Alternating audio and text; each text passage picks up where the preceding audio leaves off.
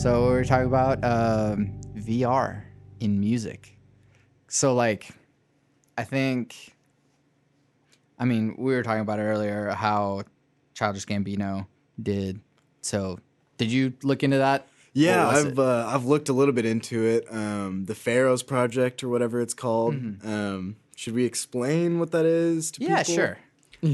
So what I got from it was Childish Gambino made an experience for his new album. Yeah. And then you had to go to Joshua Tree, and you didn't have a phone or like any kind of watch or anything, so you had no idea like what time it Yeah. was, and just kind of created this really kind of trip of an experience anyway. And then he made it so you can't. He did it like 5 shows in a row or something like that, and then made the VR experience out of that, where Yeah. he just like recorded it, and then you could go in and experience that concert in VR. Yeah. Is that pretty good Yeah, description yeah. anyway? So you can like hold the phone up and sort of pan around through the concert and sort of Right. like look at the stage and turn around, look at the audience and Right. and I mean that's super dope because I think we actually talked about this in my digital media class and just sort of how maybe in the future like we can have like virtual concert seats or virtual like sports seats to where you can, well, sure, I never like was at the thing, but like because I was, on a business trip to wherever, Yeah. and so I couldn't be there. So I bought the tickets, the virtual tickets, to experience it in VR. And so I'm in my hotel room in Japan at like, what's 7 a.m. in Japan, but like, 8, I don't know how time works. Yeah, time's not a thing, right? Yeah. So like you can experience a concert or a sporting event. Yeah. Which is, I don't know. Some people might find that scary. Is that scary? Yes, it's terrifying, but it's kind of in a good way, terrifying in one of the best ways. Sure, in my sure. opinion. What are your thoughts on? Is that going to put going to concerts out of the question? Like, is that not going to become a No. big thing anymore? No. Okay, I agree with you on that one. Because I mean, it's one thing to like see it through VR or like watch a live video. Like I watch a lot of live videos on YouTube as well. Like of just because I like seeing that. Oh man, I love this record, but I want to hear like what they do live. Yeah. To make it sound cool. And so I watch a lot of live videos, but that still wouldn't stop me. Like if Radiohead comes to like Dallas or something, like I'm still gonna go see You're gonna Radiohead. go. Like, Yeah, I'm there. Right? But if like there are VR tickets, like I mean, I'd still rather see Radiohead. Definitely. Yeah. Nothing quite like the real experience. Yeah, exactly. And so, and the same thing goes for like, I mean, every sporting event is filmed, and you can watch it on, ESPN or ESPN2 or ESPN8, the Ocho. That's The a Ocho. dodgeball reference. Nice.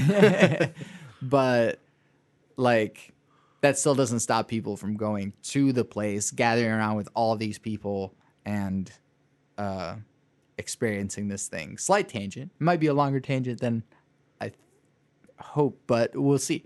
Trevor, I don't get sports. Okay. I just don't get it.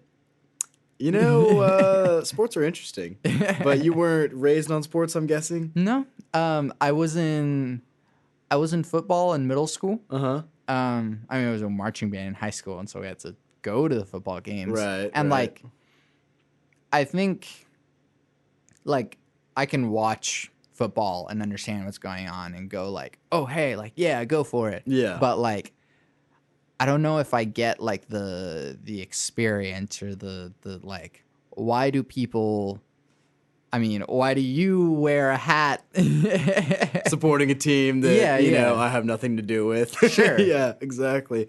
I mean, I think it's mostly because I was just raised playing sports. And I mean, I just really love watching people do something that I have no ability to do at all. Sure. And I can respect, like, like just gladiator athletes, Sure. just like doing stuff that I could never even dream of doing. So it's like, if you think about it that way, it's kind of like a little bit of fantasy almost, you know, if you can, just in a dreamland of just like, oh, I wish I could do that. Right. So, I mean, there's one aspect of it. And yeah, I think it definitely has a lot to do with me anyway, just being raised playing sports and just relating to it that way. Anyway.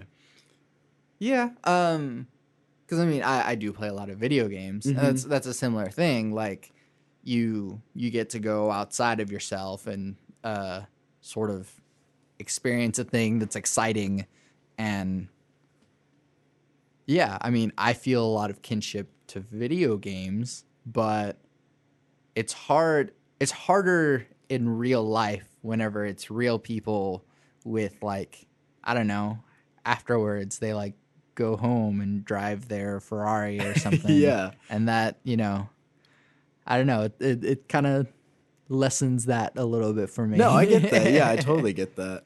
So like, what's your favorite sport to watch? My favorite sport? Football, definitely. Nice. And it's kind of messed up to think about because, we figured out now like what they're actually doing to their bodies, which is really sad and messed up. A lot of head trauma. Yeah, like so much. But I mean, honestly, I kind of view it like gladiators now. Right, it's literally just like modern day gladiators, Yeah. which is however you want to take that. Yeah, a like, little bit morbid too. But. Yeah, exactly. But it's just like, I don't know. It's just like it's just kind of a getaway for me, honestly. Sure. Yeah, it's just, I don't know. You can kind of zone out and you just worry about just the teams. It's just like, I don't know. It's like just a simple way to, I don't know, escape, I guess, for a lot of people. And I don't mind that part because it's like, cool, you're coming together, you're getting together with people that care about the same thing, like you're excited, and that's good. You get a good vibe, you get friendships and stuff like that. But then bad stuff. It gets too much. Yeah, people just get way too intense about it. I don't understand that at all. Yeah. Like, if my team loses, sure, like I'll be in a bad mood because they lost, but does that affect my day? No. Like, should it affect my day? Hell no. That would be so dumb. If you just let a team that you have nothing to do with, that you just decided you liked, affect your day and everything. I don't really understand that one, but it's people get into fights. Oh yeah, I mean, like, have you seen the Europe stuff with football, soccer? Over there, like they have to sit on different sides of the stadium, and it's like gated off that like the fans can't interact because they'll just like riot. Yeah, it's insane over there. And I mean, and over here, it's just as bad. Sure, honestly. But like, and I mean, the Super Bowl is the largest televised event. I don't know if it's in the world, but at least in America, right? And I mean, it is. I mean, yes, going back to like the gladiator thing, and like, there's actually a really good Radio Lab episode that talks about like the head trauma thing, but like the whole country gets together in front of their TVs and watches like people hit each other very hard. Yeah, and toss a ball around. It is very weird to think about when you just kind of put it down to like that. Right. It's super bizarre to think about. And we rally over that. I mean, people just like come together, Yeah. People that would, it's super bizarre. I also acknowledge the arbitrary nature of that, in that we're musicians and music is also kind of arbitrary. Like, oh, how could you gather out, like, all these people come together to watch someone like scream some things at you? Yeah, like, or just like pluck some things on this, instrument or whatever. Yeah, I get that too. So, I mean, I acknowledge my hypocrisy there in that, but like, maybe it's the excessive tribalism that concerns me. Definitely. Yeah, that comes out way too much, and I just don't know why it happens in sports so much. I think maybe it's just because it's physical and that just Yeah. draws those people. I don't really know what it is, but people just go crazy. I don't know how that why that comes out. It's super Yeah. The sport bizarre. I really enjoyed in middle school that I loved being a part of, and I wish I had actually done more of, was I did wrestling in middle school. Nice. And that's pretty different because it's less about teams and more about people. Right. And so like if you're, let's say you're like with your buddies at the bar or something and like a fight breaks out, you're gonna root for your friend.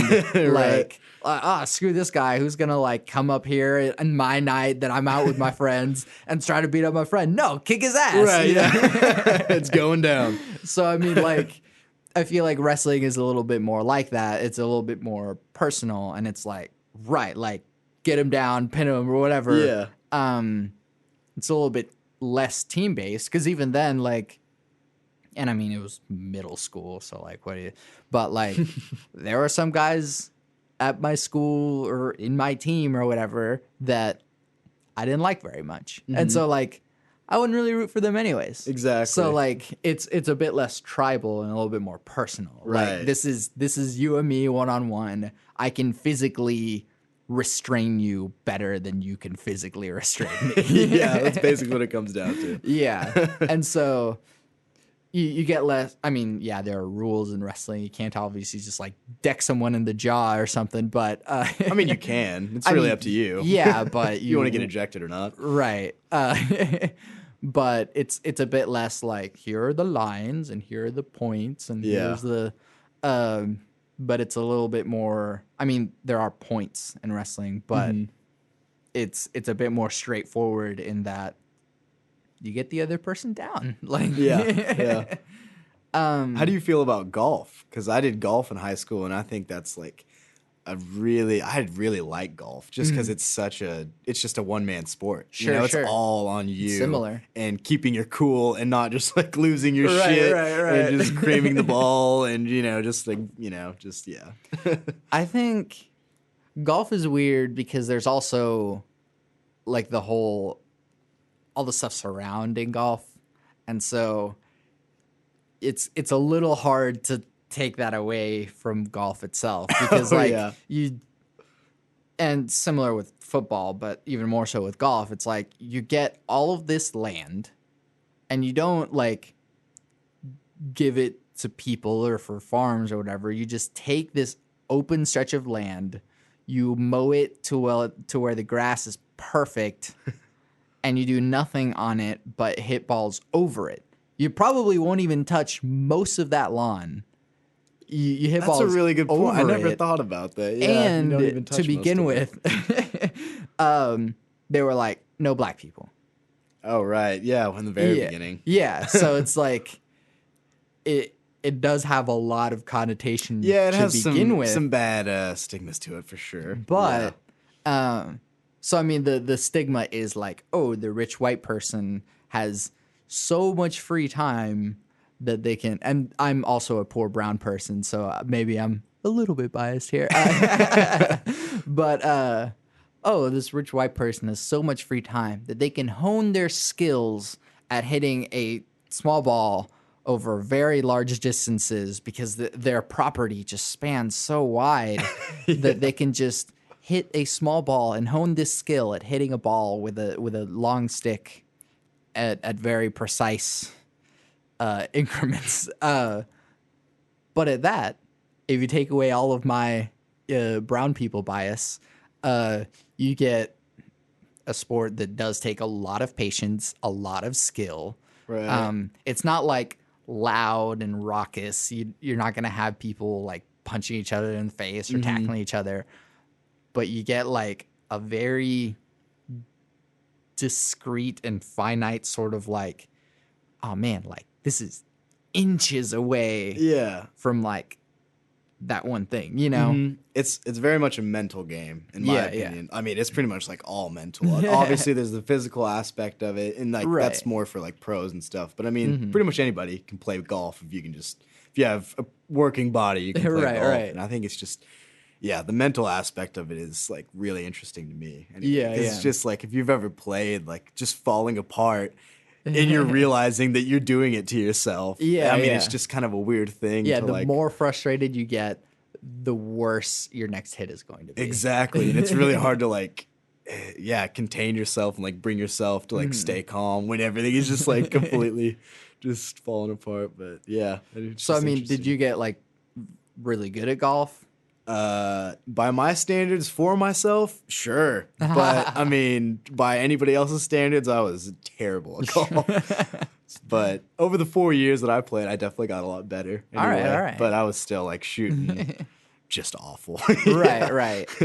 But I mean, if golf could be more about the skill and the patience and that, like, I'm sure a lot more people could appreciate it more. Yeah. But you do have this surrounding, how much do golf clubs Yeah, cost? it's an old white man's game stigma, Right. you know? Like, I mean, yeah, that's just kind of, yeah. That's what golf is. Yeah, and so I mean, it's easy to like look at any president either, years ago and go, "Ugh, Obama is just out there playing golf," All the like, time. and now, Trump is out there just playing golf all playing the time. golf. We have crises going on. You're just hitting a ball with a stick. What is wrong with you? Right.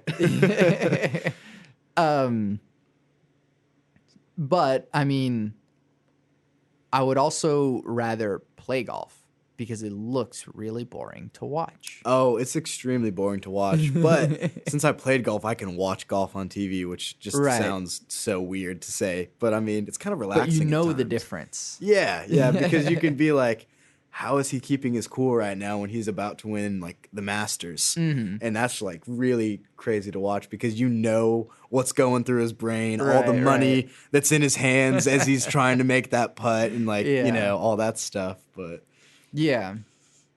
And I mean, it's just stretching something to like a really big magnitude. And that's something else about sports that like you're stretching a little arbitrary thing into this giant thing because at this point, yes, it is millions of dollars. Players Yeah. get paid millions of dollars for football or baseball or soccer or golf. And it's, Yeah.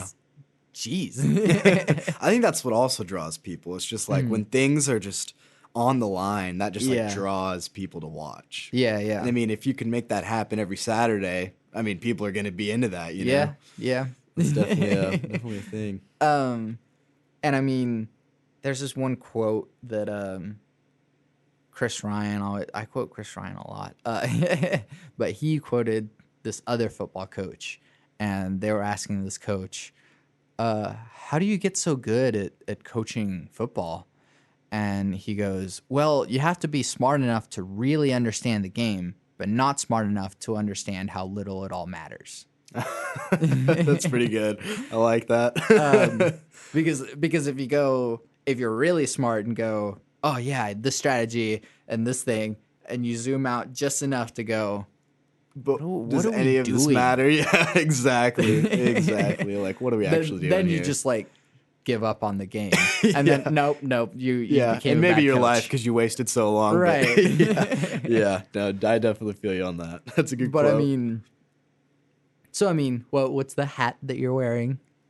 It's just a Colorado hat, actually. Oh, This okay, isn't a it's- team it's- hat. I know. I'm not that cool today. All right, well, you normally have I should've Cubs just lied. stuff, right? Do what? Cubs. Yeah, I'm a fake Cubs fan. I'm just a Chicago fan. Oh, if that okay, makes- okay. Royals was more my baseball team, but I'm a huge OU Okay. fan. That's my true blood anyway. I love the Sooners. So with baseball, that's another sport that's not as exciting to watch. Oh yeah, it's But- for most people it's just terrible. Nails on a chalkboard. So what makes baseball exciting to watch? Honestly, it's kind of the same answer just because I played it for so long, and Sure.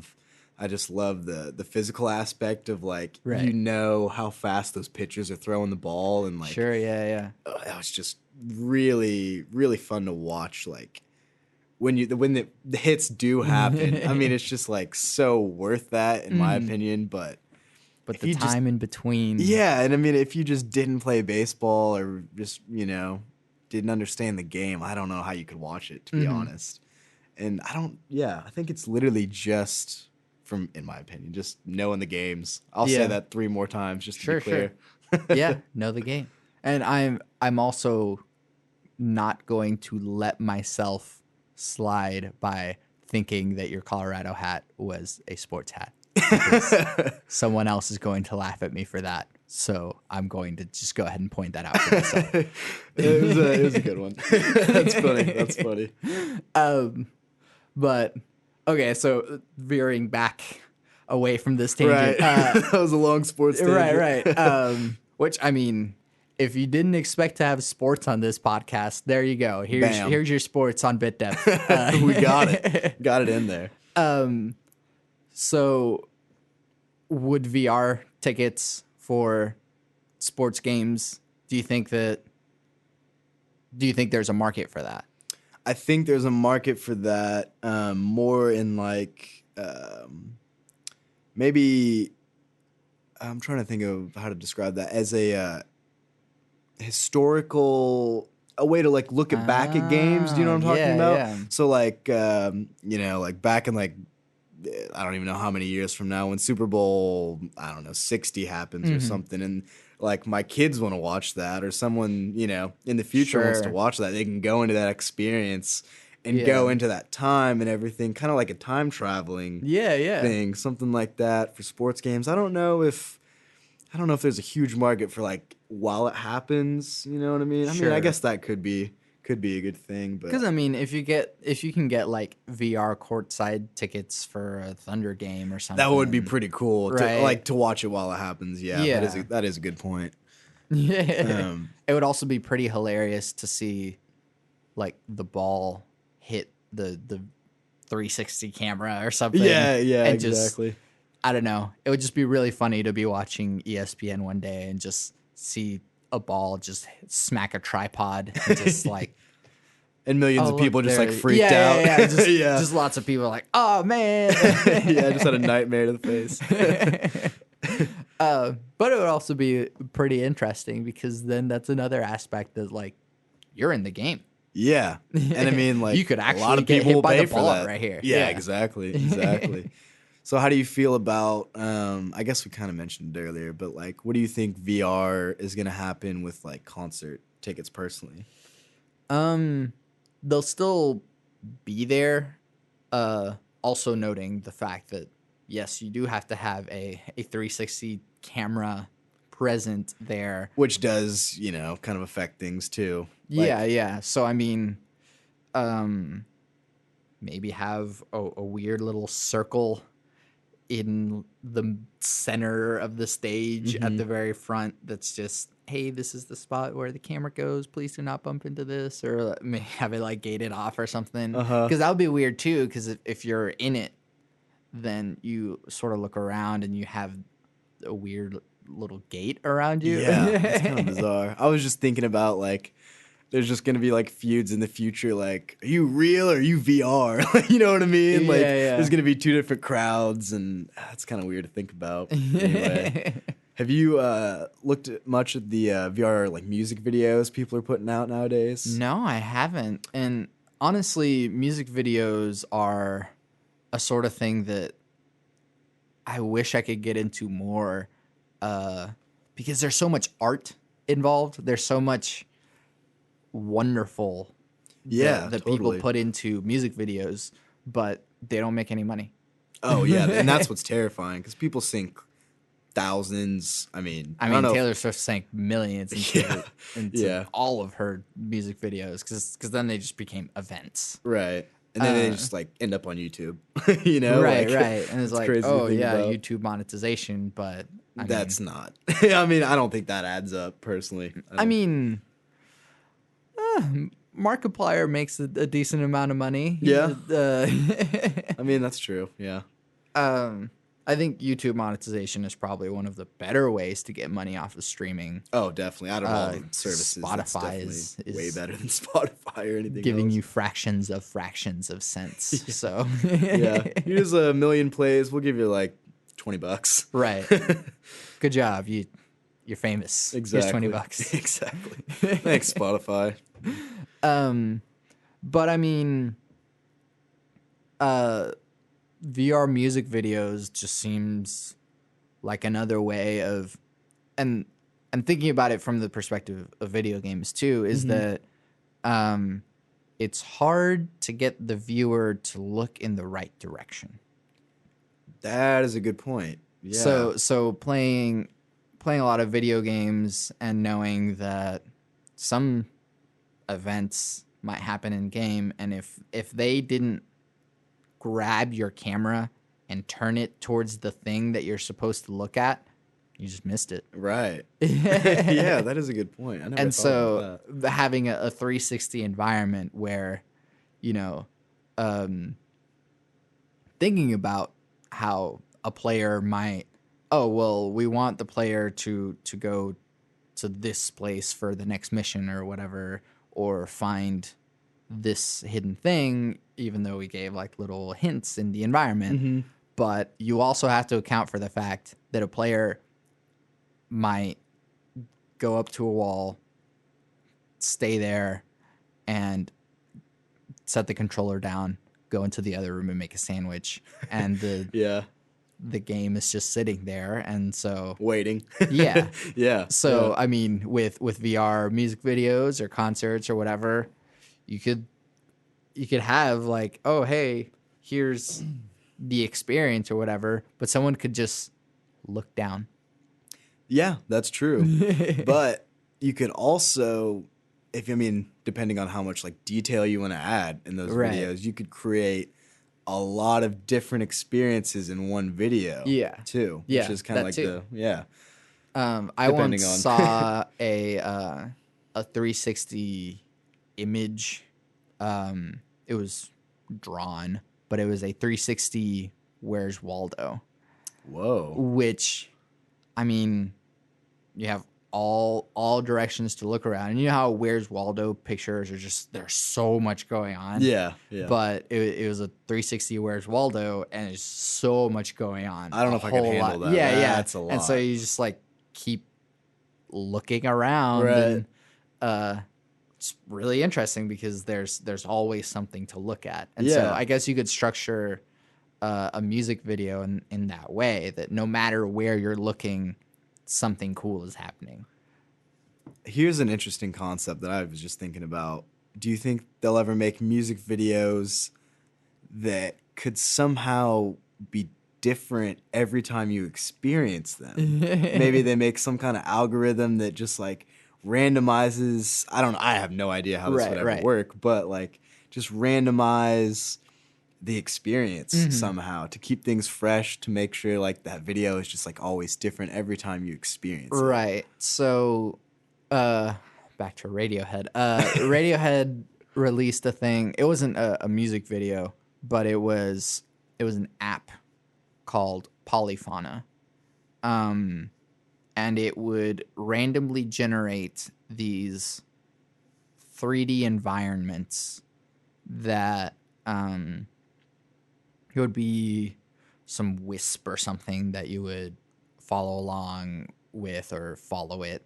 Or you could just look around in whatever direction you want, and it just has this ambient Radiohead sounding music and maybe as one track fades into the other, the environment would fade out and you would fade into a different environment. Interesting. Okay. I haven't heard about this. And so that's something that's very adaptive and very very different, but it's also there are limitations. And so like even if you want to make a music video that's kind of like Where's Waldo, that's so much work. Oh yeah. Because it's one thing to, people say a picture is worth 1,000 words.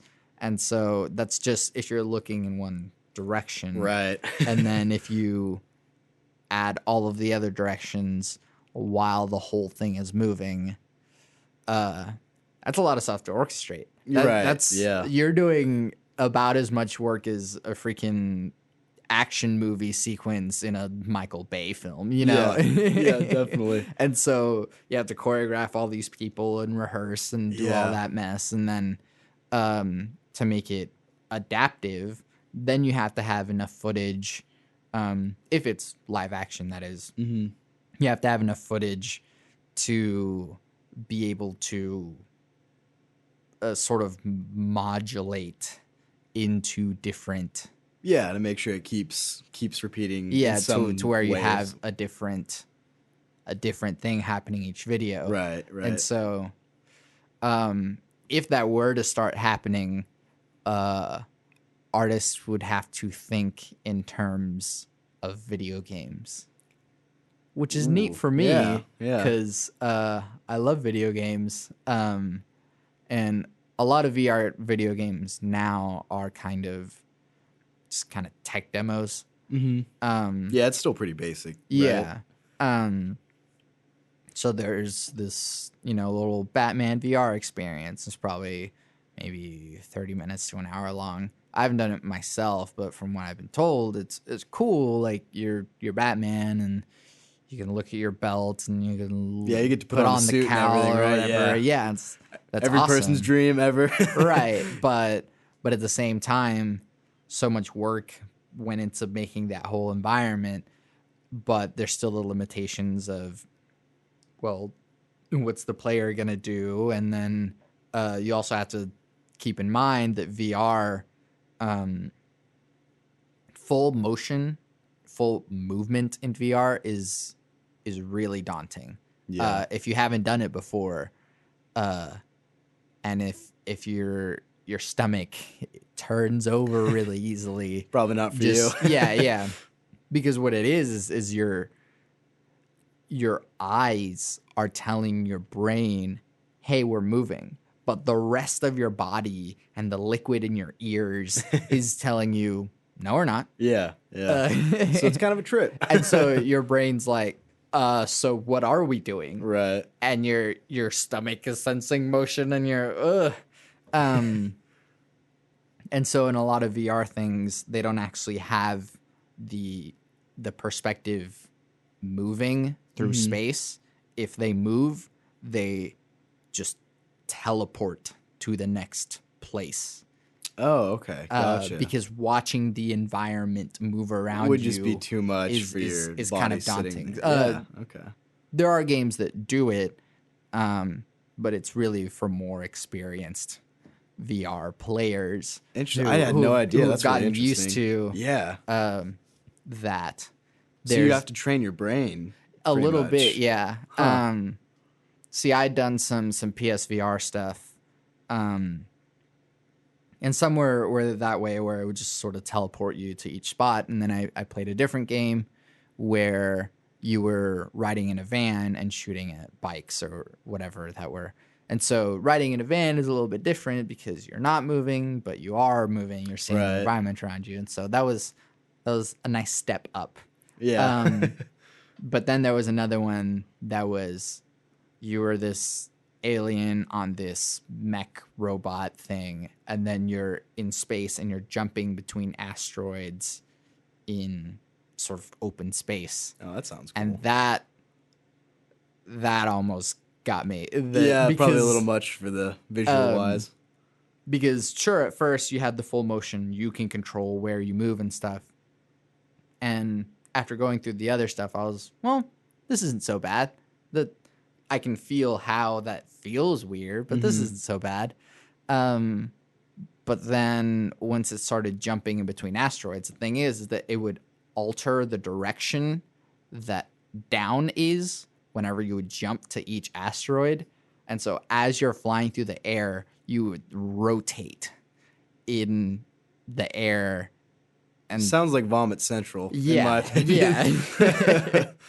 And so not only are you moving through space visually while the rest of your body is sitting still, you're also rotating and gravity is shifting to your eyes, but still the rest of your body and the liquid in your ears is telling you down is still down. Right. Oh, man, that's weird. That is super weird. And so... what is your brain thinking in that? Right, I can't even and imagine. so you get a little nauseous. Right. And for me, I got nauseous and I was, well, let me slow down a little bit. Let me not jump in between these things as much.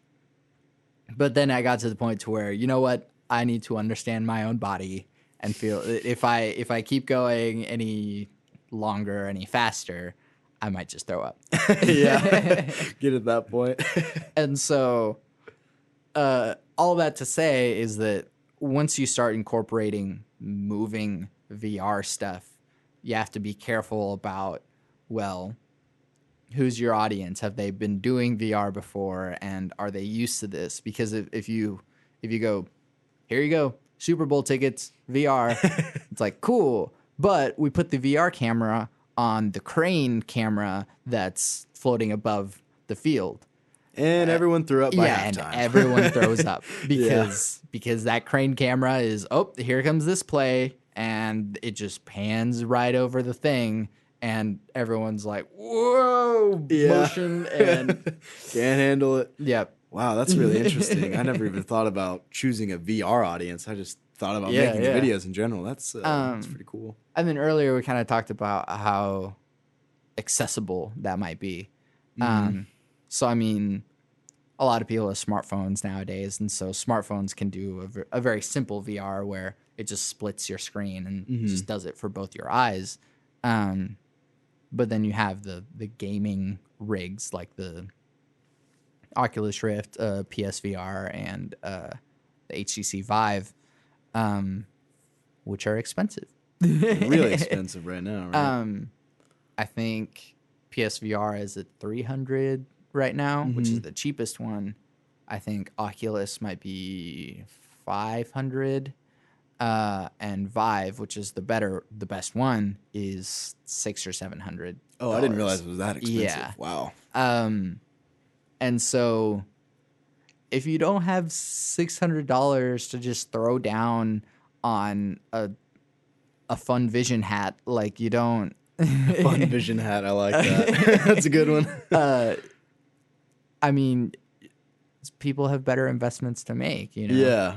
I have a lot of music stuff that I want to buy. Yeah, before we're always upping our before gear, I buy you know? a vomit hat. So yeah.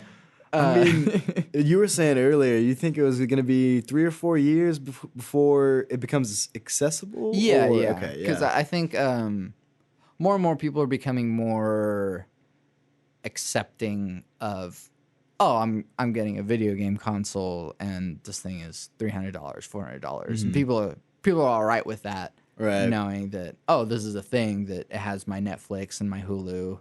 So but people it will also just has spend whatever to have a home. Right. But it also has video games. Home console, yeah. Play video games on it. Talk to my friends through it. You know. Right. And so game consoles are more than just the console. It's the whole thing surrounding it too. And so people are becoming more accepting of, oh, these are video games. I play on a PS4, on an Xbox One, and a Switch. Switch is good, guys. But I gotta get one at some point. I gotta play Zelda. Yeah, I want to Switch. That thing's, it just looks like a lot of fun. Oh, it looks so fun. I'm usually not a Nintendo person. Me neither, but the Switch got me. Yeah. I was just like, oh, it's gonna happen eventually. But yeah, people seem to be more accepting. More people are buying consoles. And so with VR over time, one, there needs to be content for it. There needs to be video games. There needs to be movies, I guess. There needs to be... Ooh, movies. I didn't even think about that. Or even just... Because one thing that they do on PSVR, maybe on all of them as well, they have a theater mode.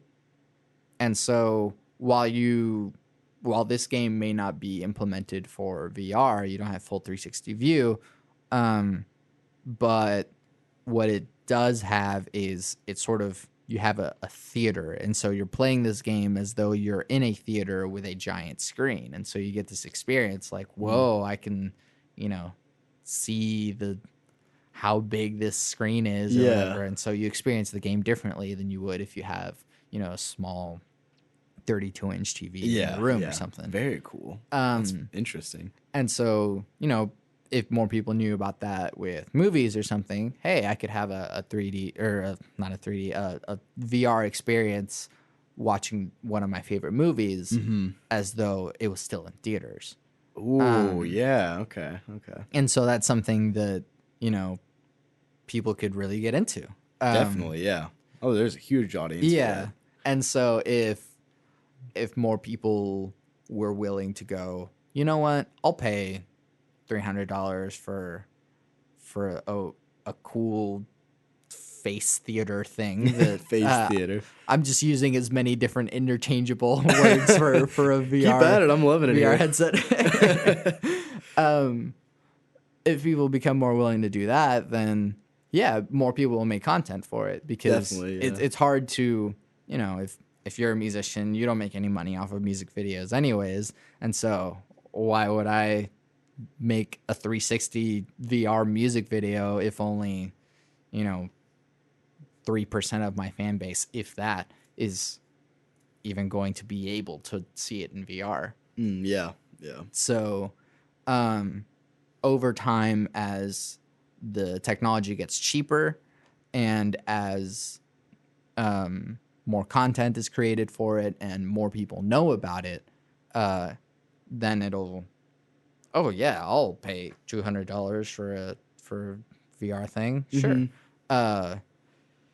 And then as far as it going to every home, you can just watch this in your VR thing at home. The hard part about that is that it's personal. So people are willing to pay $1,000 for, their big, however many inch screen TV, but that the whole family can gather around and watch that. You can't share. Yeah, that's a really good point. That's interesting.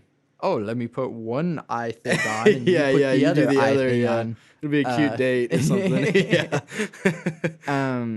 And so that's something that's sort of conflicting about VR is that since it's so expensive, but a lot of people really enjoy the community experience of movies or video games, and so a lot of video games have strong multiplayer components.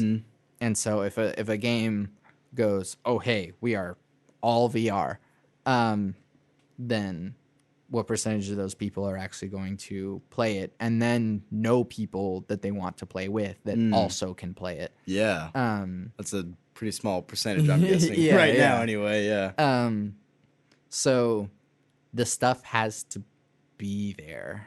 Right. Do you think console gaming, let's see, maybe 15, 20 years, is it going to be a thing of the past to where you just have this thing that you plug into your screen and you just like play with a controller? I mean, is a controller going to morph into something else that I don't even know? You just kind of use both hands, like kind of like the what do they call that for the PS4? Those sticks. You know what I'm talking about? The Move controllers. Yeah, the Move controllers. I don't know. Which, by the way, the Move controllers are like 8 years old or something. Are they really? They haven't updated them since the PS3. Wow. And you just have That's these crazy. old Move controllers that I don't know. But gotta up your game, PlayStation. I think every gamer hopes for the one console future, the utopia of, do you have PS4? Do you have an Xbox? It doesn't matter anymore. Yeah, we are all on the same thing. And hopefully that's what would happen. Whatever tech company decides, you know what, I'ma just buy it all. Whether it be Microsoft that goes, Sony, let's just go for it, or if Sony goes, Microsoft, I own you now. Like, that would be a many billions of dollars of an investment, but it would open up the market that much more. Oh, definitely. If you could be connected to all your friends all the time, just on one Exactly. console, that'd be crazy. Yeah, yeah. And then as far as controllers go, um, it's hard to say. I mean, you said 10 to 20 years, and that's a long time. It is a really long time to think It's about. hard to think of something that would replace how used to controllers we are. Yeah, because Because that's all we've grown up with too. I right, mean, it's just right. like, But at the same time, we've made the shift already. So we all used to have flip phones, or even farther back, Nokia's things, and the you bricks. you don't you don't touch the screen. You press buttons that interface with the screen. Right, right. But now we all have touch screens, and if the thing is on the screen, that's the thing that you press. Now we have facial recognition just to open Right. the phone, which Yeah, is even yeah. freakier. But we're becoming a little bit more used to that dynamic nature of something that we're holding on to.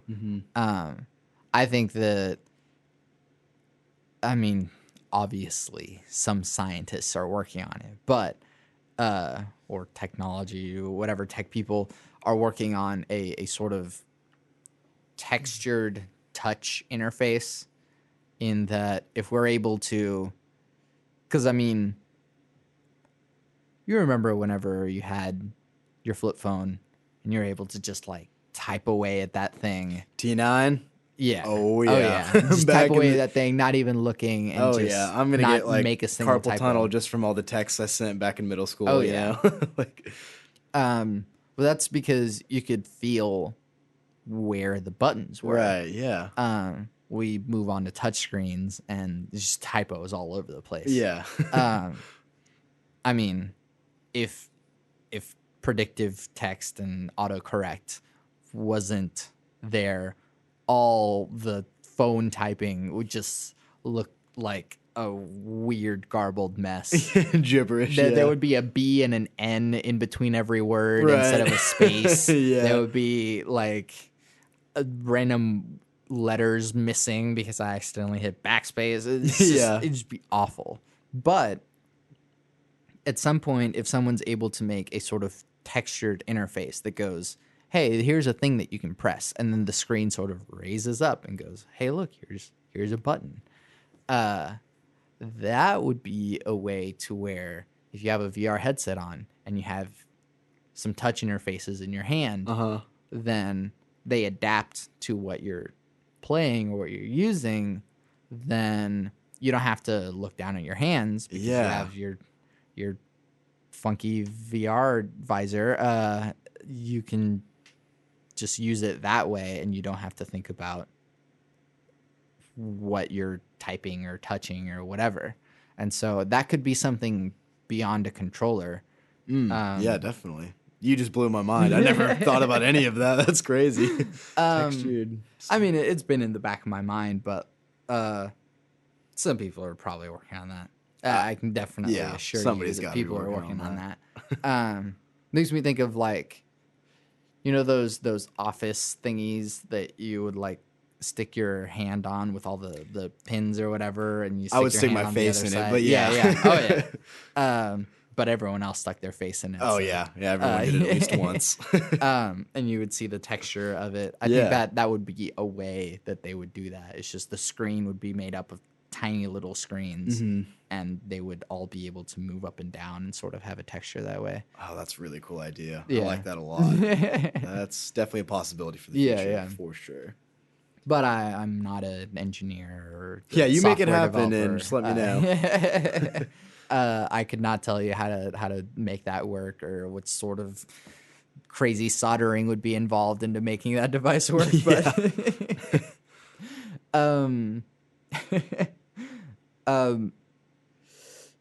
what else was I gonna ask you about? Earlier we were talking about sort of social media in that sense. So we've been talking about technology so much. How do you think that social media would be affected as the technology, as we become more integrated with the technology. As we become, I mean, it's just gonna get, depending on how you view social media, I think it's gonna get worse. I Right. mean, because we're already just completely obsessed with just putting whatever we're doing online all the time. So, I mean, it's just gonna be that we were talking about the Black Mirror thing, Yeah. or that Black Mirror thing, Black Mirror, the show. Have you seen the episode where the I've seen all of Black girl? Mirror, so You've yes. okay, good. I'm glad I'm with a professional here. So, the episode where I can't remember her name, but she's really obsessed with upping her popularity or Right. whatever, Yeah, and like yeah. putting all that stuff out on the internet. I think that's a definite possibility. Yeah. And I mean, I don't know if it's gonna go as far as social class and issues with like that. You know, I think that's what that was diving into, Yeah. right? I mean, in that episode, I don't know if people even had money. I think their money was just their. Oh, was that how that worked? I didn't even realize that. I'm not sure, but it seemed to be that way. I think they did have money because I think she had to buy. Right. But yeah, that was Yeah, still but it mostly was the still, currency it was was sort of just their like a credit popularity. score. Yeah, and you got like special things, which was really that was freaking me out. Like, Right. So I mean, and we already see glimpses of that anyways. So no, it's not relevant to us, but if you're a small business owner or if you're an Uber driver, people give you ratings. yeah, If yeah, if you gave someone bad service one day because you had a bad day that day or something, then someone's gonna go onto Yelp or Google and review that. Oh man, this place sucks, and then you lose a bunch of customers that way. yeah. Because that's all people like really care about anymore. Is like if you have a bad Yelp review, people aren't even going to give you a shot. Oh yeah, And it's like, who was the Yelp reviewer? Well, I mean, like I don't know, what kind of person are they? Yeah, Were they if they were a rude? Were they jerk, nice? yeah. Like, why should I trust this person I don't know who's just writing a review? Yeah. I don't know. It's kind of it's definitely a weird thing. Which I mean, you always have to approach technology from a objective point of view. It's easy to lean one way or the other and go, technology is the worst. Or, oh man, Yeah, it's totally. best. I do that way too much. Right. Technology is going to be the end of us, but it's also saved millions of people. And, Yeah, it's exactly. really And good for the so, world too. It's very easy to just go, well, Facebook is just evil, and but no, you can connect with people, and It has a lot of good qualities. right. To it. But anyways, if you're an Uber driver, same thing. If maybe your car was acting up that day, or you didn't get enough sleep the night before, and you're kind of making some dumb mistakes. Everyone makes some dumb mistakes while driving. Right. I know I do. Especially in the morning. Oh yeah. I've done some very jerk moves that I'm like, oh gosh, I'm so sorry. I'm the worst. Yeah, I wish I I could know I'm the apologize worst. to you telepathically right now. Right. I know you're just staring, swearing at me in your car, but I'm sorry. It's like, yeah, that was my bad. But if you're an Uber driver and you have a passenger with you or something, they're awful driver. Yeah, And ding. They and then, didn't. Yeah, so 1 star, fired, and like, yeah. So I mean, people are kind of already receiving ratings, and so I mean, you can rate each other at some point. I don't know if that, and we sort of do that anyways through social media. How many likes your Right. Instagram picture gets, how many people like your post where you took a selfie on Facebook, or whenever you make a virtue signaling rant on on Twitter or something. I mean, we're already kind of rating each other. Yeah. I mean, I didn't even realize. I mean, I've realized. I just don't really think about the whole likes with rating. It is kind of like very similar in that aspect. Do you think? You go ahead. I'm thinking on a question here. Right. Well, I mean, I'll sort of answer the question I asked you, but I think that as technology becomes more integrated with us, it'll be more accessible to be online and be involved, which could be a good or a bad thing. Mm-hmm. But it also becomes more personal in that hopefully the reaction that you might get of a virtual avatar or whatever might be similar to that of if you tell someone to their face that you're ugly and fat. Yeah. And so hopefully it could become more real. That's usually the intent of a lot of technological development is making it more like the real thing. Okay. Even in music, we spend so much money trying to here's Recreate a thing the real... like a fader, here's a thing like exactly. a drum, here's a thing like a they make this has been around for a while, but they make MIDI wind controllers. What? And so it's like a clarinet, but it's MIDI. It's MIDI. That's really and so cool. It reads how much you blow into it, the velocity as and everything. Wow, that's really cool. yeah. But yeah, we spend so much money trying to make the thing like the real thing. Mm-hmm. And so how do we make this experience more tactile, more real, more rewarding, or whatever? But then it can also lend another degree of satisfaction to the sadists, I guess, to go, cool, my meanness seems to have more impact, and I still don't have to deal with these people face to face. That's the double-edged sword, definitely. Yeah. I mean, I think it's just always going to be like that since the internet is just, just become what it is. Trolls are trolls. Yeah, trolls are always going to be trolls, and Don't now they feed just the have trolls. a home to roam around in. Yeah, I don't know because I don't think you can ever really... Can you ever get rid of trolls? I don't think you can. Otherwise, you just kind of end up in the... you ignore them. You ignore the exactly. I mean, you kind of have to have trolls, don't you? I mean...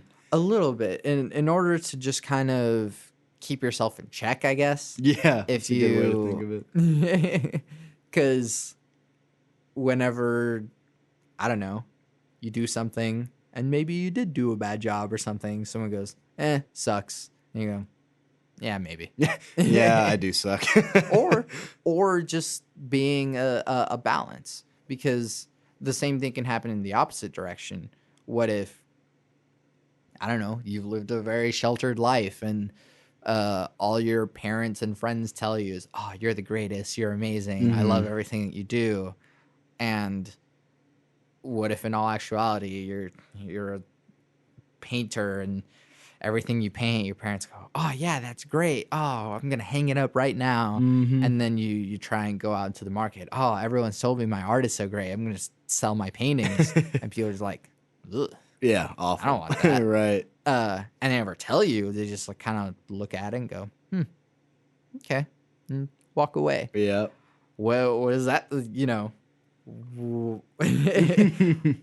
need a bit of both. You need someone to be honest with you and go, all right, this is bad. Yeah, you definitely need that for sure.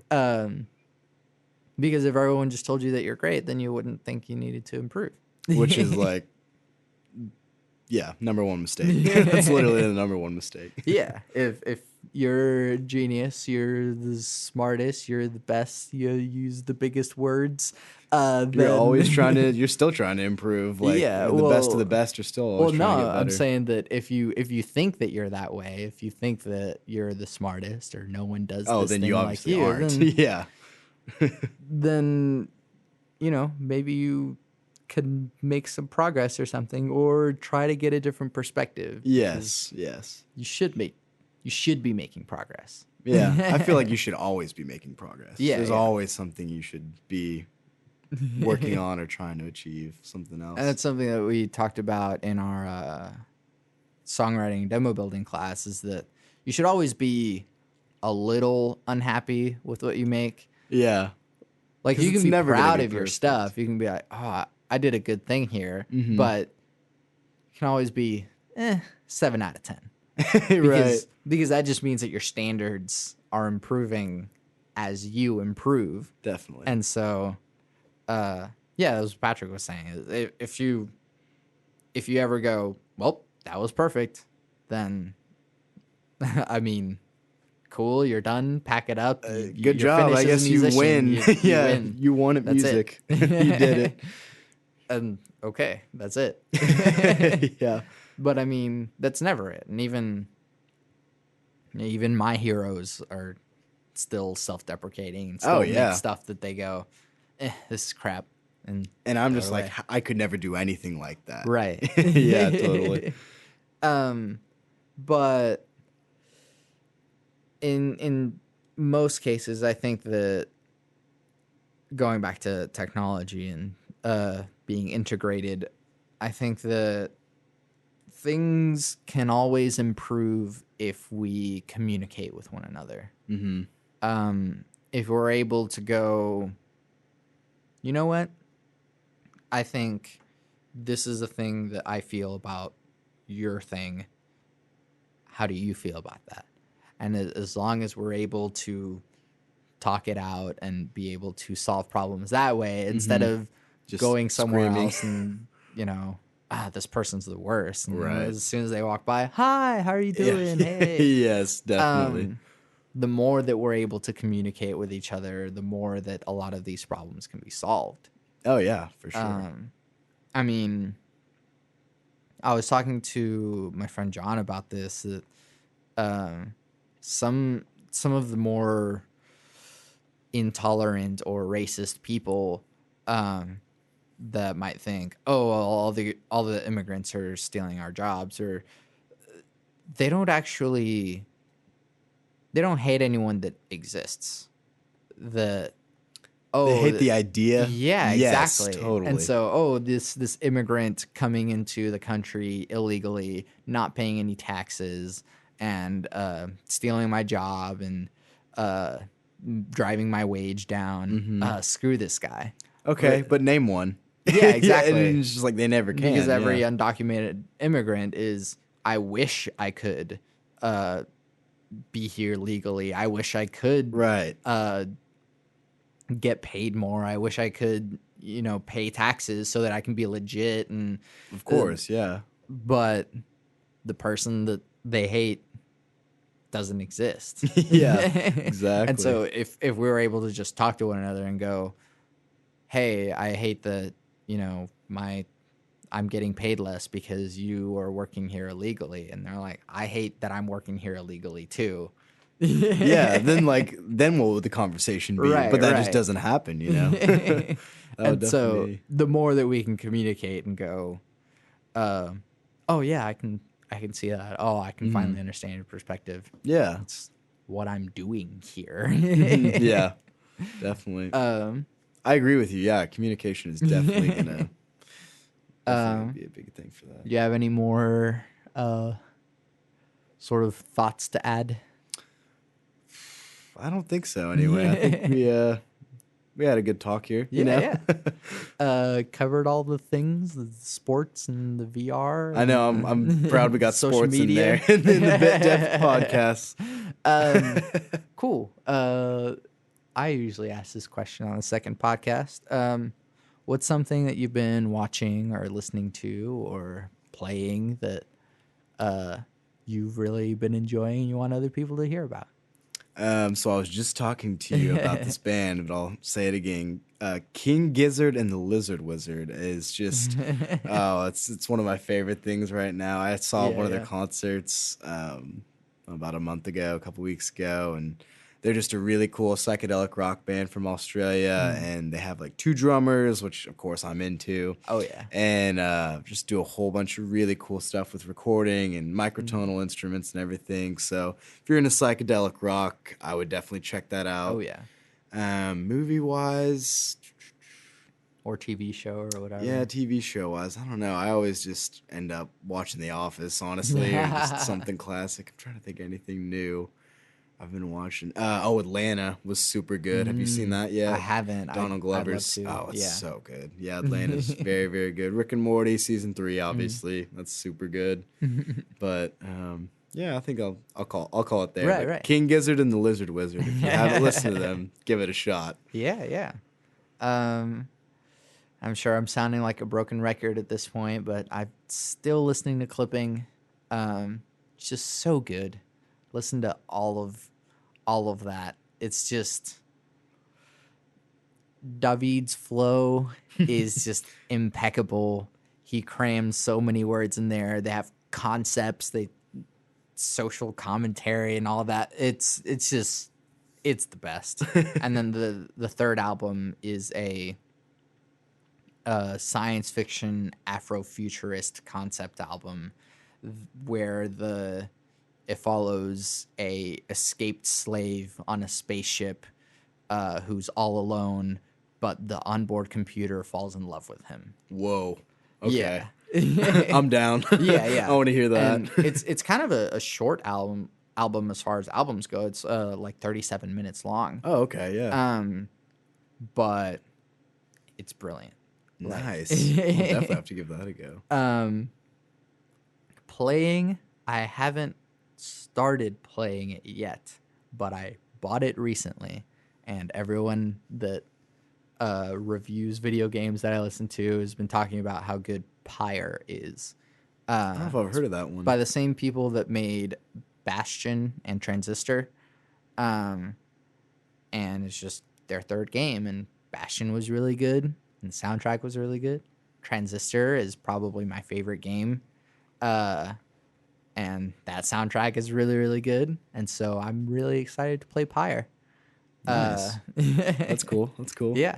And then as far as watching, not that they need the publicity, but Stranger Things Season 2 is coming out this Friday. Oh, yeah. I am so ready. I'm about to rewatch the whole first season again. Oh, yeah. That's going to be great. I did remember one thing I've been watching a ton of. Have you ever heard of the YouTube channel Jash? Mm-mm. Jash. It's by, it's a group of people. I mean, it's very Adult Swim-esque humor. Right. But Eric Wareheim, Tim Heidecker, Michael Sarah Silverman. Oh, man. Reggie Watts. And I think there might be a couple other people like Todd Glass maybe, but they're all like the heads of this channel. And basically they just like put out their own material, and it can be music videos, it could be weird short films, just like whatever you want to make it. Yeah. So I've been watching a lot of that. So if you're into weird out there videos that, you know, very Tim and Eric-esque, I would check out Jash. It has some really, really cool stuff. Jash. Yep, it's just a channel. It's super bizarre.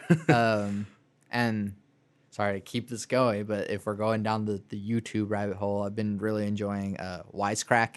Wisecrack videos it's just they analyze movies and TV shows and video games sometimes through a philosophical context, which is amazing. Right. Then Nerdwriter, similar thing, video essays on movies or art. Or I love doing that. Just going in and digesting. Well, having someone just digest a movie and get their opinion on it and how they view it. A different one called Just Right, WRITE, and that also analyzes a lot of writing in movies and stuff. He also has I think 6-part video series on why the Hobbit movies sucked. And it is just on point. Nice. So it'll make you depreciate the Hobbit movies. I might have to give that a go at some point. and it also is a 3-parter on how bad the last Airbender movie was. I didn't even watch it. Right. Well, it was bad. So he's probably pretty and accurate. and he can tell you about it. Nice. Well, cool. Trevor, thanks for doing this with me. Thanks so much for having me, man. I did these hand motions in the opposite direction. Where can we find you and your things? You can find me at social media. Instagram is at Trevor Lindley, and it's Lindley for my last name, that for those of you who don't know it. Twitter is Tweets by Trev with 2 V's. And please don't find me on Facebook. It's very embarrassing. But yeah, I'll have a YouTube channel out there eventually at Trevor Lindley. Cool. Might put up some music mixes here pretty soon. Oh, yeah. We'll see. That'll be great. Yeah. Thank you. I'm Santiago Ramones. I'm Trevor Lindley. I make music. I make this podcast. You can find all those things on my website, santiagoramones.com. I have put out my demo. It is out. You can listen to it. You can pay $0. Go buy it. You can pay $100. You can pay more than that dollars. Pay $1,000 because it's worth it. If you think so, but you played on it, and it was just a lot of fun to work on, and just a proof of concept to go, hey, look, I write songs. They have words. It's a little, it may not be perfect, but I like being able to look at a thing and go, look, I have songs that I put out. And so if you want to listen to that and download that and get to know my music as far as songs go, that's a way to do it. It's called Songs with Words Demo, and you can find it through my website or on my Bandcamp or whatever. My website is the hub of all my things, santiagoramones.com. I end every podcast with my 3 things. Those 3 things shape my life and philosophy. They are: love never fails, it's going to be okay, I might be wrong.